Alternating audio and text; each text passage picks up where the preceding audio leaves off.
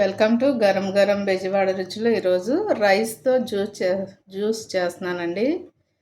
రైస్తో జ్యూస్ ఎలా చేయాలో చూద్దాము. ముందుగా ఒక కప్పు తీసుకోండి, లేకపోతే మీ ఇంట్లో ఎక్కువ మందికి కావాలి అనుకుంటే కొంచెం ఎక్కువ వేసుకోండి.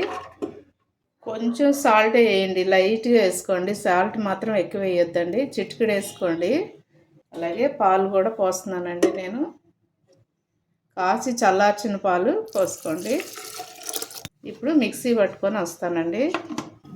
చూడండి, ఎంతో టేస్టీగా ఉండే రైస్ జ్యూస్ రెడీ అయిపోయిందండి. అయితే ఒక్కోసారి మన ఒంట్లో బాగోలేనప్పుడు రైస్ తినాలంటే చాలా ఇబ్బందిగా ఉంటుంది కదా. అలాంటప్పుడు ఇలా వేసుకొని రైస్ జ్యూస్ తాగితే కనుక చాలా బలం, తొందరగా కోలుకుంటారండి. అయితే మీరు కూడా తప్పకుండా ట్రై చేయండి. ఈ జ్యూస్ చాలా టేస్ట్గా ఉంటుంది. అంతేకాదు, మీకు షుగర్ కావాలంటే షుగర్ వేసుకోండి, బెల్లం కావాలంటే బెల్లం వేసుకోండి. నేనైతే చిటికుడు సాల్ట్తోని నేను ఇలా చేశానండి.